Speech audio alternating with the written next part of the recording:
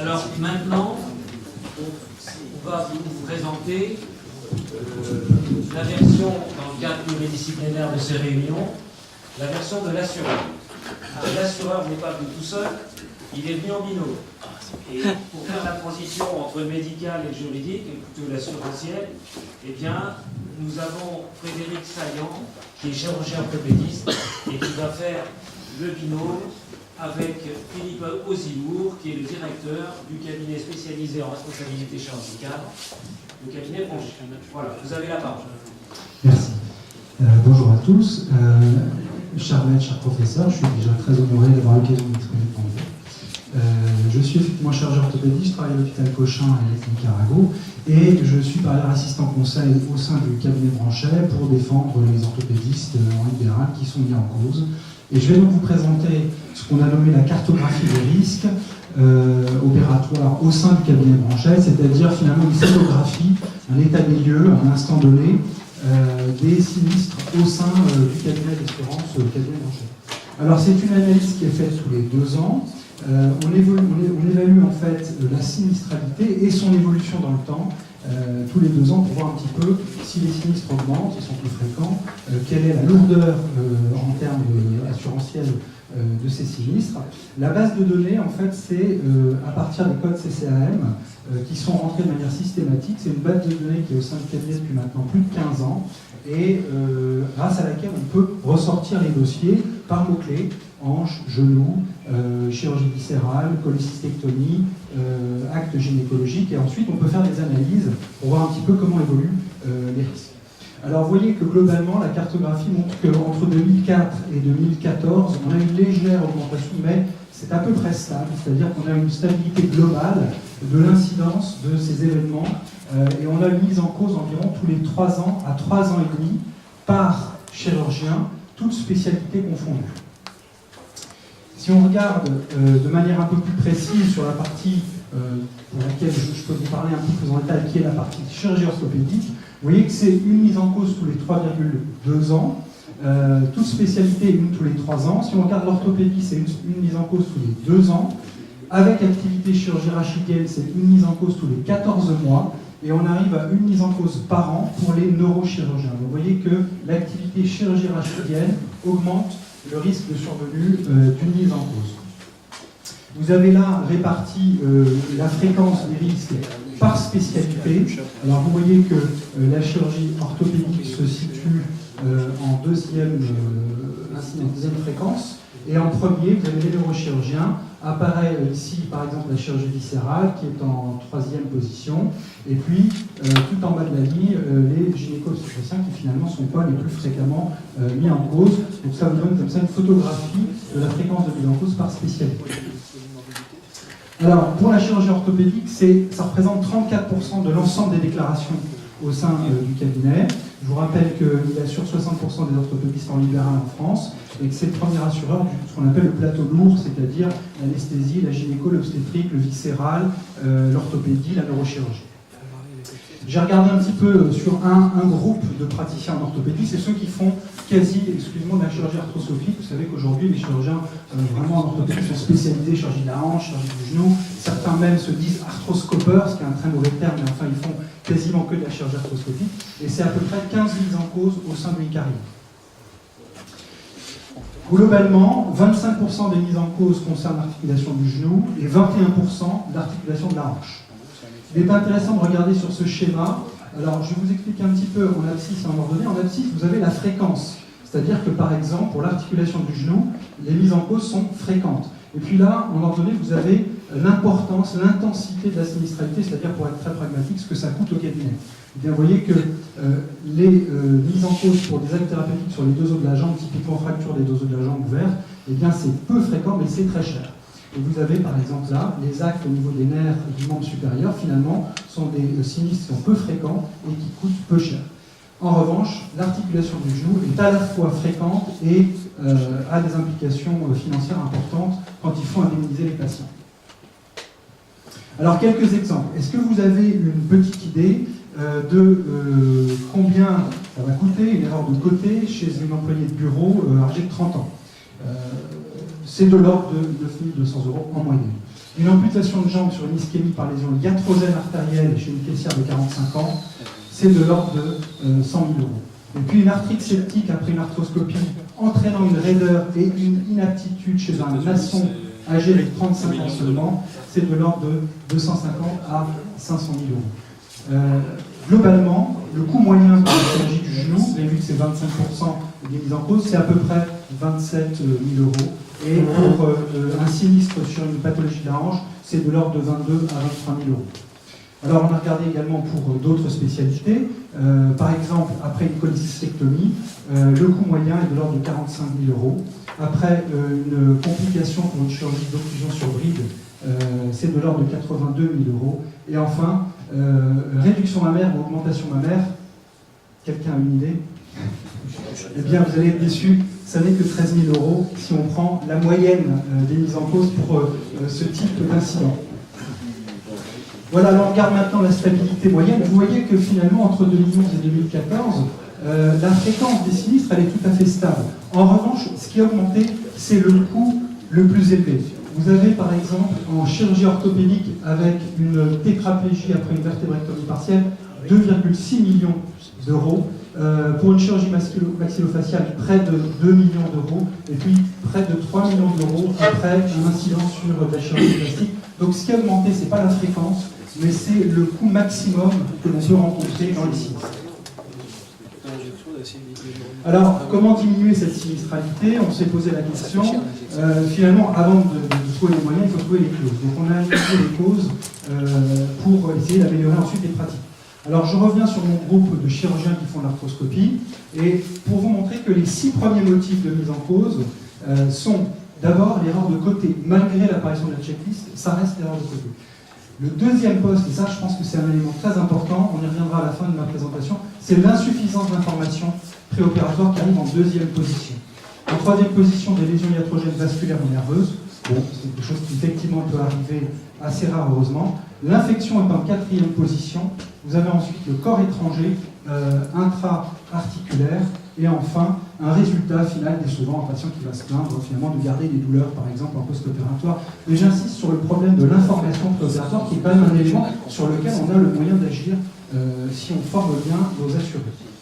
Alors on a regardé un peu au sein des dossiers. À chaque fois qu'on fait une expertise, nous, à la fin de l'expertise, on va proposer au cabinet un rapport en disant voilà, l'assuré qu'on a défendu aujourd'hui, il s'est bien comporté, il avait un dossier bien tenu, il a mal fait son antibioprophylaxie, son consentement éclairé était mal fait ou bien fait. On va comme ça avoir des statistiques et vous voyez que dans finalement 78% des cas, l'expert, à la fin de l'expertise, a jugé que le comportement de l'assuré était conforme aux règles de l'art. Donc finalement, dans la grande majorité des cas, les choix thérapeutiques et les réalisations sont correctes. En revanche, vous voyez que, à titre d'exemple sur les problèmes infectieux, dans 87% des cas, l'antibioprophylaxie a correctement été réalisée, mais dans 45% des cas, la prise en charge de l'infection n'était pas conforme aux règles de l'art. Donc c'est souvent un problème sur le plan infectieux de prise en charge, de type d'antibiothérapie, de délégation de patients à un centre spécialisé qui pose problème, plus que finalement l'antibioprophylaxie en elle-même. Autre point important, et je reviens à ce que je disais tout à l'heure sur l'information, vous voyez que dans 47% des cas, c'est quand même pratiquement la moitié des assurés, il y a un défaut d'information préalable des patients et un consentement éclairé qui souvent est mal réalisé. Et ça, c'est un vrai problème. On a du mal à former nos assurés à ce qu'ils fassent une information loyale, compréhensible et complète avant d'opérer les patients. Donc l'information préalable, c'est vraiment une source de conflit important. Et vous voyez qu'en 2015, par exemple, le premier poste de conflit, c'est le problème d'information. En deuxième position, vous avez la communication au sein de l'équipe qui a été défaillante, et le risque infectieux n'arrive finalement qu'en troisième position. Vous voyez l'importance de l'information aux patients. Et d'ailleurs, en expertise, les experts regardent souvent, si ce n'est systématiquement, ce poste-là. Alors, simplement une note positive quand même, dans 71% des cas, c'est perfectible certes, mais c'est quand même pas mal. La tenue du dossier n'est pas à reprocher aux patients. En revanche, je reviens sur ce chiffre de 47% des cas où l'information ou le consentement sont mal réalisés. Voilà, je vais maintenant passer la parole à Philippe Ozimour, qui est le directeur général du cabinet Branchet, et qui va vous donner le point de vue de l'assureur.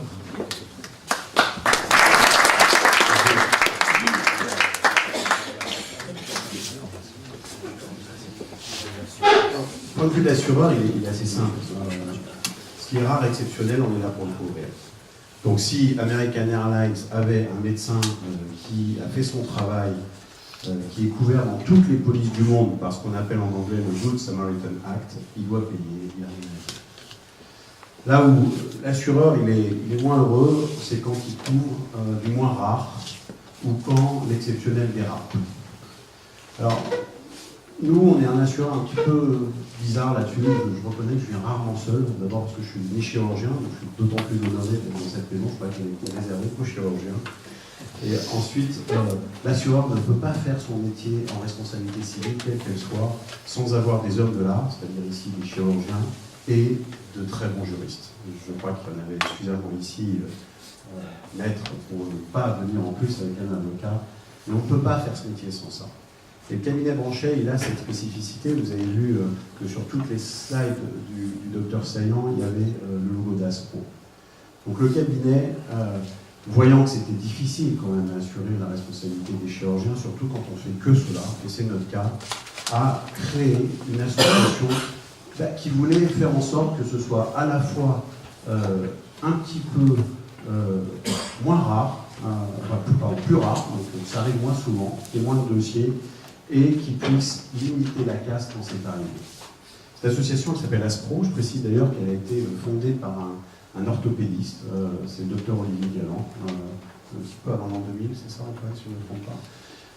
Elle a ensuite été présidée par un chirurgien viscéral, le docteur Georges Timsit, et vous avez aujourd'hui son président, puisqu'il s'agit d'Antoine Watrolo, et je crois qu'ils sont tous les deux parmi vous le 11 janvier, si je ne me trompe pas, et j'aurai vraiment plaisir d'être avec vous donc la semaine prochaine. Aspro, c'est simple. Aspro, ça vise justement à faire de la prévention du risque opératoire. Et nous, en tant qu'assureurs, on n'assure que les membres d'Aspro, parce qu'ils sont engagés pour faire en sorte que les bonnes pratiques, les facteurs de risque qui ont été présentés par le Dr Saillant avant soient mitigés. Mitigés, c'est-à-dire qu'on évite que ça arrive, qu'on ait moins de dossiers, moins de fréquences dans notre jargon. Donc, si on fait tout ce qui a été dit, on a beaucoup parlé d'information, on a parlé de communication en équipe, on a parlé d'infectiologie, on espère arriver à un sinistre tous les 4 ans sur tout le plateau technique lourd, donc là il y a toute la chirurgie, toute l'anesthésie, au lieu d'un sinistre tous les 3 ans aujourd'hui. Il y a plein de moyens pour ce faire, et on a voulu se concentrer sur les moyens qui sont complémentaires à ce qui existe actuellement.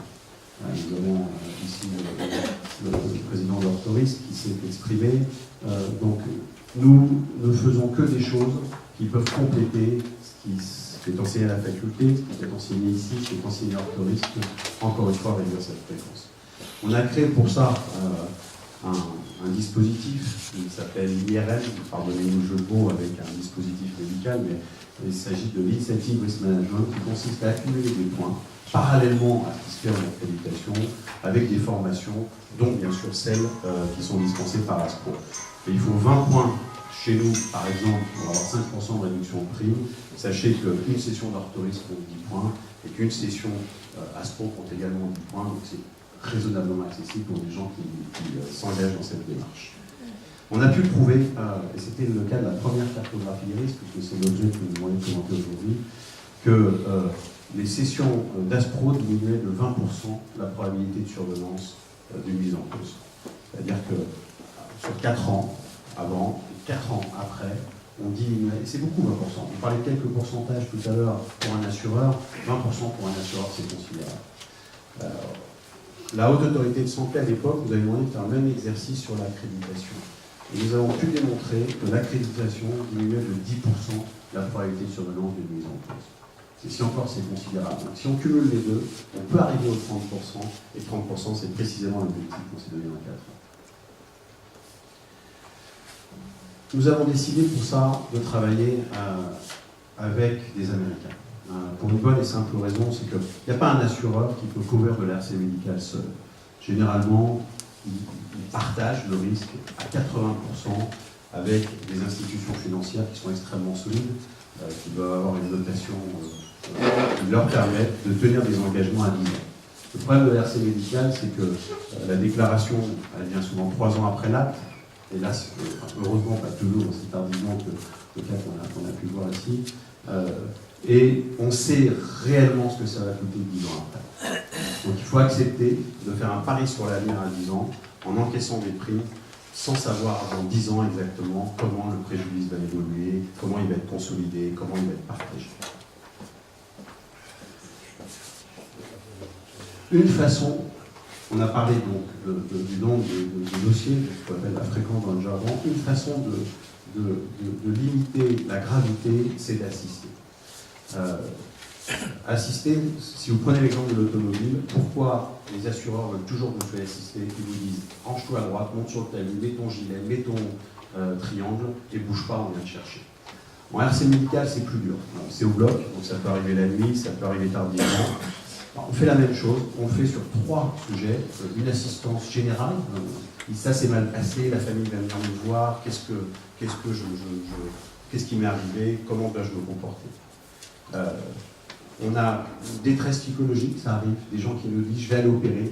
Donc, Pompidou est un exemple. On a été appelé quand il s'est passé ce qui s'est passé à Pompidou pour dire ça va pas, l'ambiance est détestable, j'ai la peur au ventre, qu'est-ce que je dois faire? Là, on sait conseiller, c'est toujours des chirurgiens, c'est les gens d'Aspro qui le font pour éviter que ça se passe ou pire encore que ça s'aggrave. Et on a mis en place depuis cette année une cellule qui a beaucoup de succès, qui est justement celle de l'infectiologie, pour bien avoir la conduite à tenir dans des cas avant que ça se finisse vraiment très mal. On se dit des fois, mais pourquoi on fait tout ça? Si vous regardez nos publications, donc les cartographies de 2013 et 2015, et celle d'un autre assureur, que je nomme ici, qui est la CHAM, je crois qu'il y a certains d'entre vous qui siègent, vous pouvez comparer et vous voyez que c'est très très difficile de creuser les différences. Pour ce que vous appelez la responsabilité, donc c'est ce qu'on traite ici, nous avons un sinistre responsable dans seulement 23% des cas. Notre confrère, énormément concurrent en CHAM, même s'il est plus spécialisé sur le public et sur les établissements, affiche entre 20 et 30, donc ça serait 25. Donc tous ces efforts pour 2 points. 2 points, c'est beaucoup encore, c'est 2%. En CCI, puisqu'on a évoqué le sujet des CCI, là il y a plus d'écart. Mais il y a plus d'écart parce que la CCI peut autoriser le praticien à être absent, et donc à ne pas être représenté, et donc à ne pas avoir, et certains assureurs le font, à avoir un avocat et un médecin pour assister à côté du praticien. Ici, nous déconseillons formellement cette pratique. La CCI, c'est une procédure comme une autre, qui est très importante, et si vous voulez creuser un écart en matière de responsabilité, il faut être accompagné dans le domaine. En administratif, on est moins compétent, puisqu'encore une fois, nous ne faisons que du privé et du libéral. Alors, la conclusion, c'est que pour faire une différence sur la gestion des risques, c'est bien sur le nombre de dossiers, c'est bien sur les mises en cause et leur nombre qu'on peut faire une vraie différence. Et là, on voit que quand on fait moins de prévention, on a un nombre de mises en cause qui a tendance à augmenter, alors que nous, on a réussi à le stabiliser. Donc, il y a une conclusion à tirer, c'est que l'assureur, il dit que si on ne fait pas tout ça, c'est pire.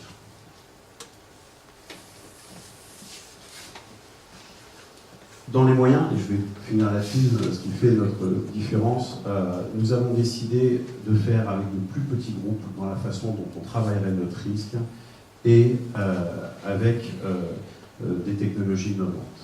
Donc nous allons au plus près des praticiens, nous sommes dotés d'un dispositif avec Antoine qui s'appelle l'AsproTruck, donc qui porte le nom de l'association et qui va travailler, comme vous le faites aujourd'hui, à partir d'une prise de cas, différentes solutions, différents moyens pour réduire ce risque, à la fois sur le sujet de l'information, sur le sujet de l'équipe, on va jusqu'à faire de la simulation, ou en disposant de moyens beaucoup plus interactifs comme les services publics, etc.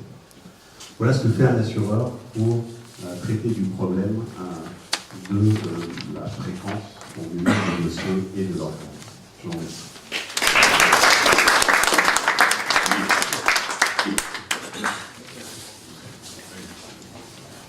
Je voudrais remercier Frédéric Saillant et Philippe Zimmo, on se connaît depuis longtemps. Je voudrais quand même revenir sur les mérites de l'accréditation. Je pense que le travail qui a été fait par Branché est un travail important, c'est évident.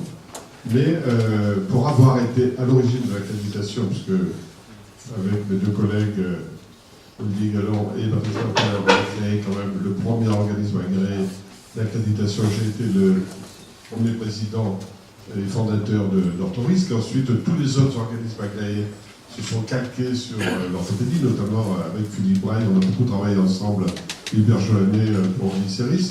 Je dois dire qu'aujourd'hui, quand même, au bout de 10 ans, il faudrait que l'Académie fasse une séance sur les 10 ans de l'accréditation, parce que 2007-2017, c'est les 10 ans des organismes agréés de chirurgie et de l'accréditation.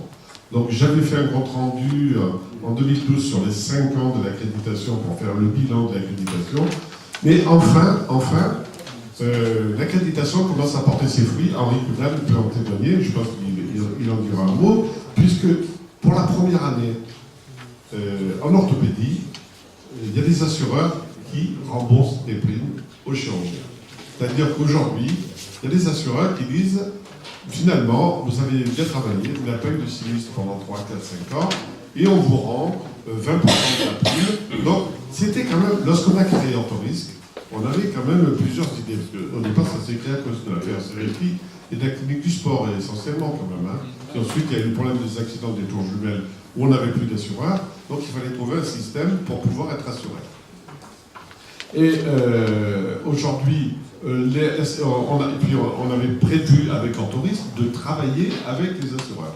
Donc c'est un boulot qu'on a mis en place, on travaille avec les assureurs aujourd'hui, et ce qui fait qu'aujourd'hui les assureurs commencent à rendre de l'argent, donc c'est bien, et je sais que Branché va le faire aussi, puisque c'est pareil, tous les 3 grands assureurs dans notre spécialité le font, ils constatent une diminution, et nous on ne veut plus que ça s'appelle sinistralité d'ailleurs, on a dit, on va bannissait ce terme de sinistralité, ce n'est pas des sinistres, c'est des affaires qui sont couvertes les unes et les autres.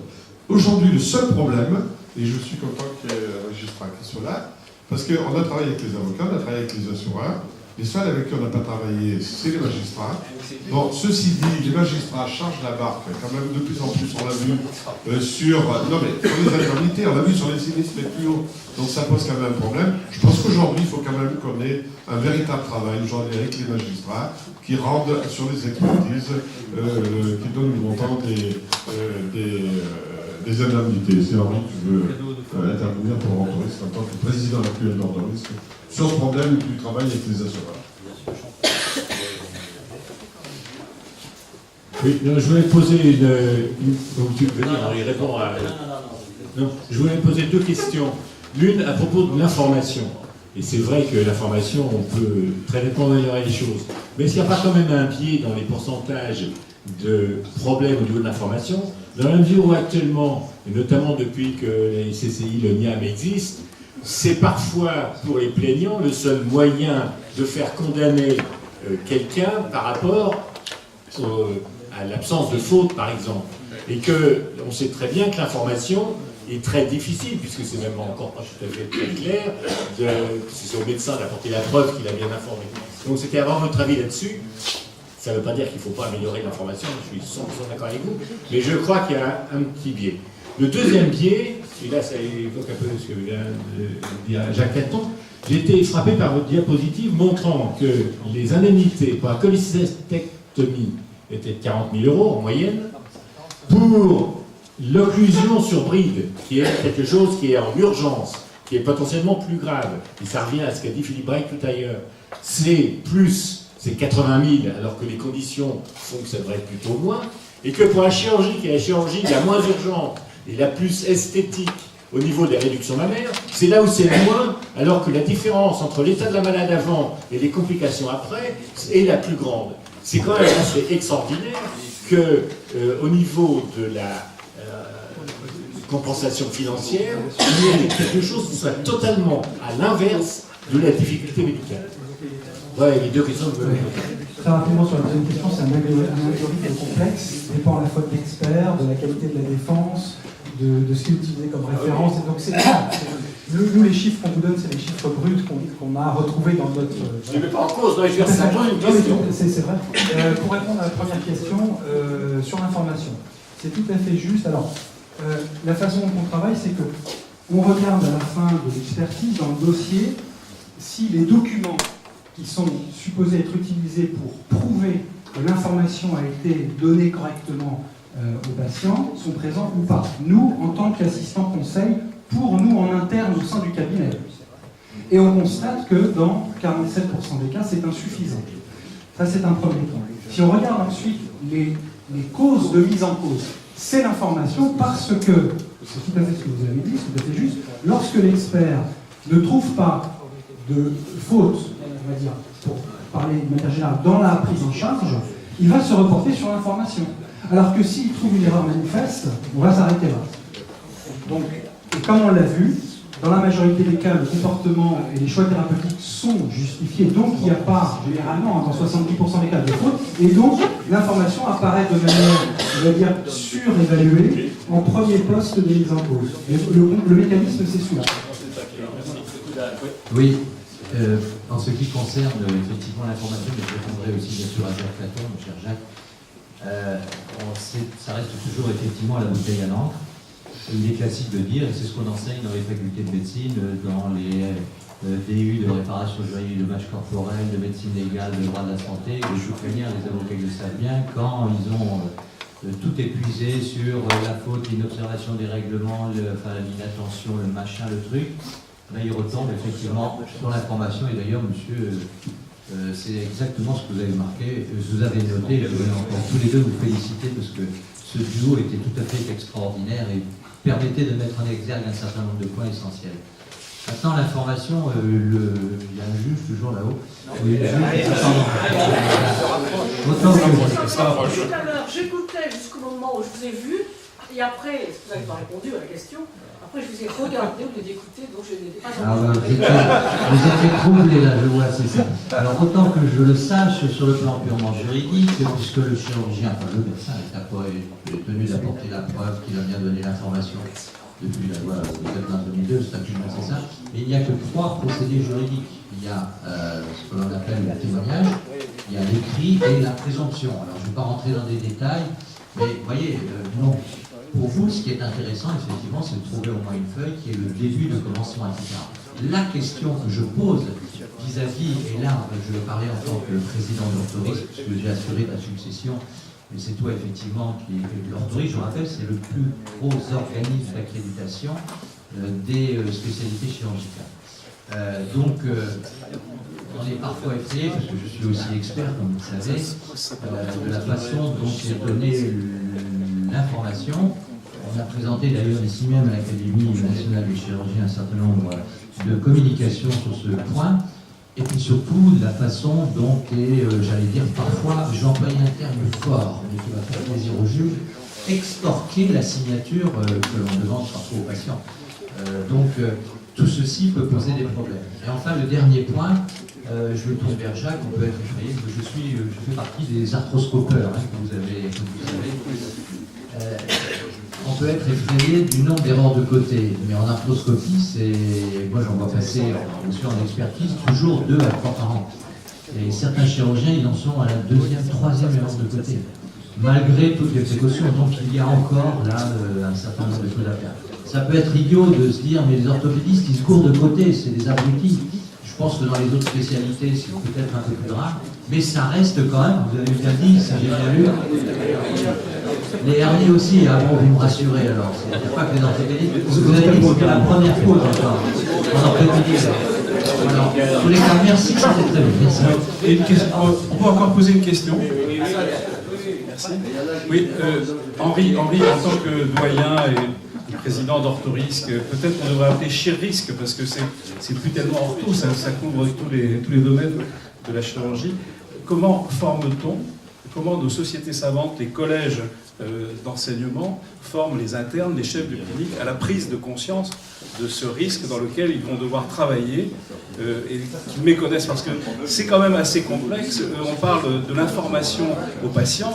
C'est un véritable art de bien arriver à convaincre les patients qu'ils sont bien informés, qu'ils attestent qu'ils ont été correctement informés, parce que très souvent, c'est après qu'ils estiment qu'ils ont été trompés, qu'on ne leur a pas dit exactement ce à quoi ils devaient s'attendre, éventuellement. Tu m'as interpellé, mon cher ami, comme en tant que ancien doyen. oui, bien sûr. Alors, on va dire, doyen, c'est un peu comme ici, vous savez, on propose des choses à la conférence des doyens, mais c'est aussi parfois un peu complexe. Quoi qu'il en soit, il faut savoir que tant au niveau du deuxième cycle des études médicales que du troisième cycle, il y a quand même maintenant, de façon intégrée, et moi quand j'étais doyen, j'ai fait venir des assureurs pour expliquer ça. Alors ça a été le tollé évidemment, vous savez, les assureurs, ces gens qui nous pompent notre pognon et qui ensuite, il y a un doyen qui va leur demander de faire de l'enseignement, ça n'allait pas du tout. Eh bien, c'est fait, et si je le reconnais, je me tourne vers Jacques, à mon avis, c'est largement insuffisant encore. Donc là aussi, il y a encore beaucoup de choses à faire. Au niveau du deuxième et du troisième cycle des études médicales, tels qu'ils existent actuellement.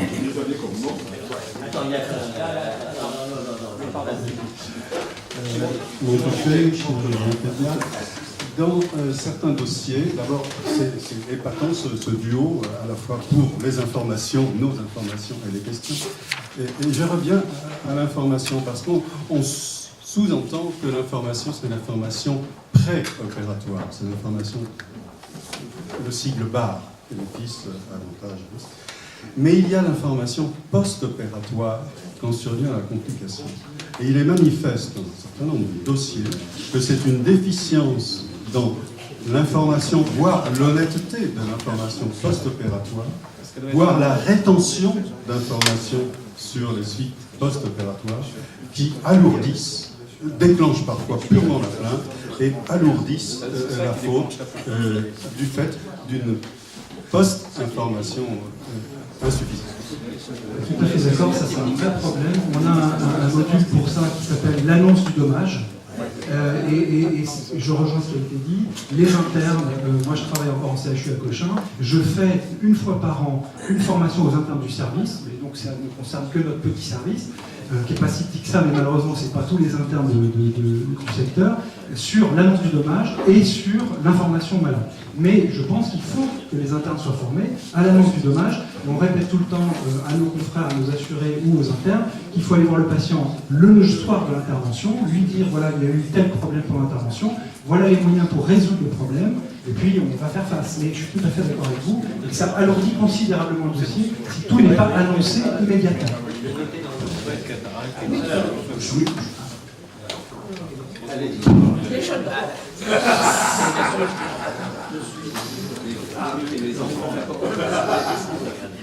S'agissant de l'information post-opératoire, c'est fondamental.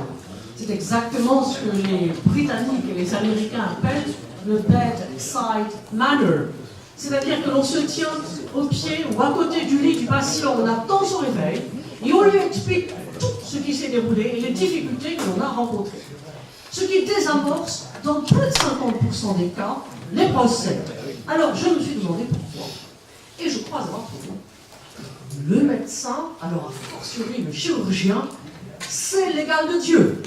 C'est celui qui redonne la vie. Et par conséquent, il est craint par les patients, vénéré et craint.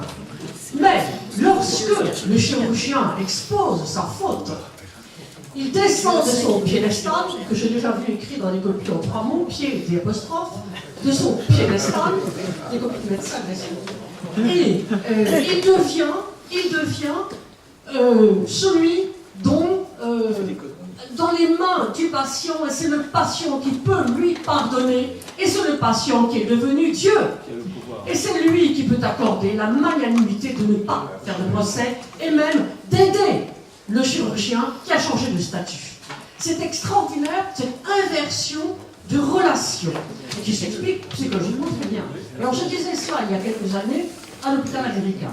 Mon mari avait été invité à la conférence par d'autres pères, parfois moi-même, et je disais cela, et dans cet amphithéâtre de l'hôpital américain que vous connaissez certainement, les chirurgiens s'agitaient, et l'un d'eux se tourne vers mon mari et me dit « Non mais, vous avez entendu celle-là, si elle cherche un chirurgien un jour, eh bien, elle n'en trouvera pas. Qu'en pensez-vous? Alors, mon mari a répondu, c'est ma femme. Oui, c'est très très important. Une dernière question. Je voudrais juste dire, dans le cadre de l'information, qu'il existe quand même dans nos établissements une commission de relations avec les usagers, qu'il existe un médiateur, et que j'ai remarqué dans ses fonctions, pour y avoir été pendant 4 ans, que même quand il y a mort imprévue d'un patient, ce que les ayants droit veulent, c'est pas systématiquement de l'argent, c'est 2 choses. Premièrement, comprendre pourquoi il y a eu cette erreur, et deuxièmement, cette fin difficile. Et la deuxième chose, c'est qu'ils veulent s'assurer qu'on prend les décisions nécessaires pour que cela ne se reproduise pas. Et j'ai eu à plusieurs reprises la possibilité de désamorcer des conflits qui n'ont pas été jusqu'à... Nous savons tous que Dieu ne s'est jamais pris pour un chirurgien. Et qui n'est pas assurable. Alors, si j'ai bien compris, il y aura bientôt plusieurs métiers de chirurgien. Il y aura le chirurgien qui n'a jamais vu le patient et qui serait incapable de lui parler.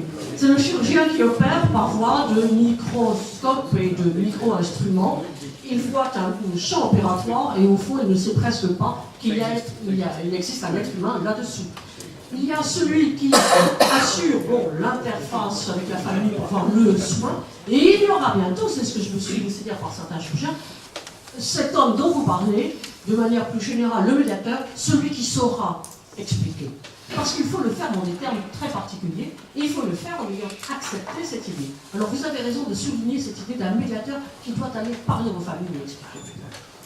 Oui, non, juste une petite remarque. Enfin, d'abord sur ce que vous venez de dire, je ne suis pas du tout d'accord. Non, je ne suis pas du tout d'accord, parce que si on évolue comme ça, et d'ailleurs c'est pas ce qui est prévu dans la réforme des études du IIIe siècle, parce que si on évalue comme ça, le chirurgien ne sera plus jamais Dieu. Parce que s'il y en a un qui parle, l'autre qui agit, et le troisième qui regarde, et ça ne fonctionnera pas. Et par contre, pour répondre à Claude Albert, je pense que le problème de l'information, et à la fois pour informer les patients en pré- et en post-opératoire, et sur la manière d'apprendre à être vis-à-vis des patients, parce qu'il y a des chirurgiens qui sont complètement autistes et qui ne perdent jamais leurs patients. Il y a actuellement, et ça se fait beaucoup en médecine et beaucoup moins en chirurgie, dans les laboratoires de simulation, des moyens d'apprendre, parce qu'il y a des gens qui savent apprendre aux autres ça et d'autres qui ne le savent pas. Et je pense qu'il est très important qu'au niveau, notamment de l'Académie nationale de chirurgie, on insiste beaucoup pour que les moyens en simulation ne soient pas uniquement pour la technique, mais aussi pour le comportement humain vis-à-vis des malades, parce que c'est un moyen qui est très efficace pour améliorer et apprendre ça. Et actuellement, ça ne fait que par les médecins et très peu par la chirurgie. Juste un tout petit mot pour répondre sur cet aspect. Pour vous dire aussi, je partage un peu l'avis de François concernant le fait que le chirurgien doit rester le maître de la relation avec son patient. Confier cette relation à un médiateur, c'est une grande erreur, parce que effectivement, si vous voulez conserver un tout petit peu de divin dans votre statut, c'est d'accepter le dialogue avec son patient et de lui faire comprendre les aléas de l'acte, voire même l'erreur qui a pu être commise. Je crois que ça c'est fondamental et que démissionner de ce rôle-là, c'est exactement à l'inverse de ce qu'on apprend dans les études hippocratiques. Non mais c'est pas comme ça que ça marche, hein. L'erreur est faite par le chirurgien qui n'a pas su informer, et c'est à ce moment-là qu'on va aller voir le médiateur. Le médiateur n'est pas celui qui prend la place du chirurgien. Non, juste un mot, 2 secondes. Sur le problème de comportement, ce que tu as dit, c'est tout à fait juste. On a fait un travail à Orthoris sur les chirurgiens qui avaient plus de 5 sinistres. Et on a défini des catégories de chirurgiens comme ça. On est en train actuellement à Orthoris de faire un travail sur ceux qui n'ont pas de sinistre déclaré. Ça ne veut pas dire qu'ils n'en ont pas eu. Ça veut dire qu'ils ont une relation particulière avec les patients qui fait que ça passe et qu'il n'y a pas de sinistre déclaré, souvent. Donc je pense que ça serait intéressant qu'on vienne exposer ce travail au niveau de l'académie. Voilà, une dernière question là-bas. Une avant-dernière. Alors, pour passer je voudrais revenir une seconde sur l'information. Je crois que on est peut-être avec un conflit de cheveux blancs ici. Parce que je pense que les jeunes acteurs les plus âgés, d'abord, les patients sont plus les mêmes, ils ont Internet. Ils Il suffit qu'ils regardent sur Internet ce que c'est que la mise en place des droits d'ange. Donc ils viennent vous dire ils ont plus d'informations que vous parfois. Donc ça, c'est la première fois qui me paraît très important.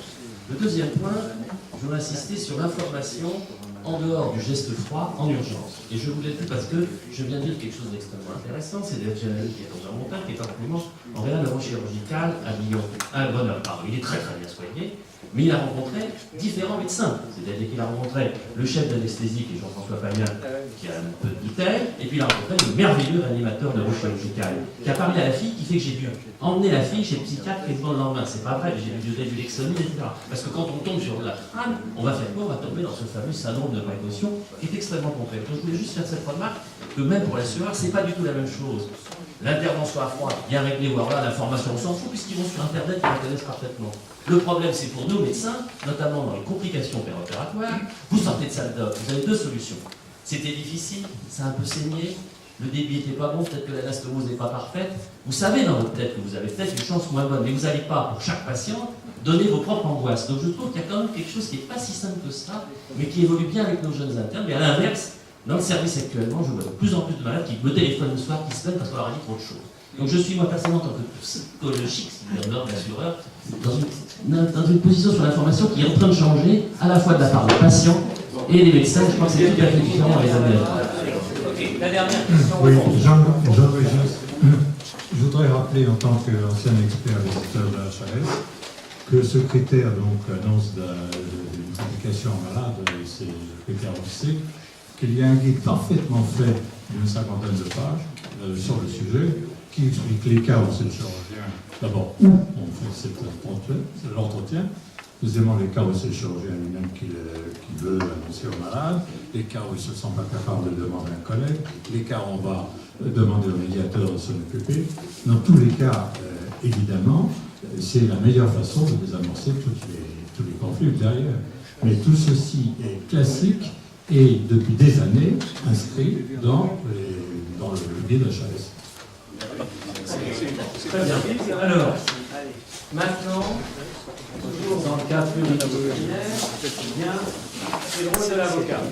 C'est l'avocat ultra spécialisé, qu'on voit jamais, et qui assure le recours de la sécurité sociale. C'est-à-dire que dans notre système français, la prise en charge est effectuée par la sécurité sociale, mais après, il y a une récupération et un essai pour les sommes engagées.